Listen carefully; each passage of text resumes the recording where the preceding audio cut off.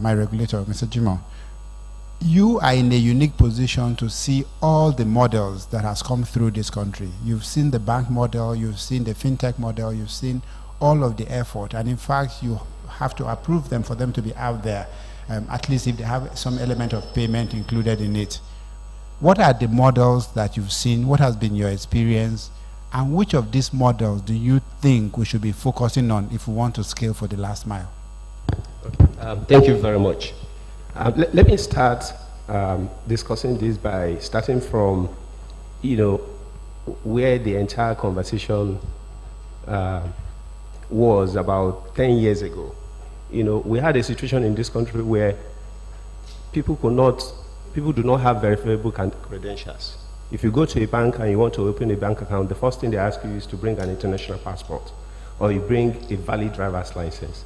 We had a situation in this country where we've had that, you put your money in your bank account and over time it's eroded by the interest, that your bank charges them. And so we have myriads of problems that are actually pushing people away from the financial sector. And what the central bank as a regulator has done was to identify this problem and begin to solve it through regulatory intervention. So we came up with the mobile money regulations, basically to push digital financial services to the nooks and crannies of this country. We also came with the 3-tier KYC. The DG talked about it.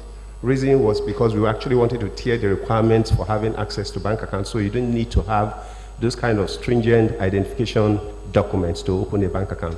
And so we also came with a cashless policy with the hope that with digitalization and enabling of financial touch points, it will bring down the cost of banking products and therefore translates to reduced fees and charges that we give to the customers. Now, we've moved beyond that. That's no longer the conversation. We actually moved beyond that.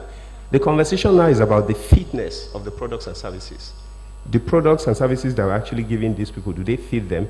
Yeah, you can bring a lot of products and services. If it doesn't fit my need, I won't use it. That's why you have a lot of dormant accounts. That's why you have a lot of accounts that are open but are not used, because the products and services for which they were open for do not fit them.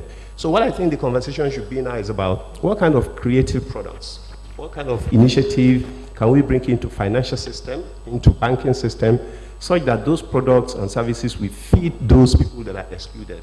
And I think that is where the regulator comes in, by providing a regulatory environment that will enable and stimulate innovation. And so we'll be talking about various technology innovation like the USSD,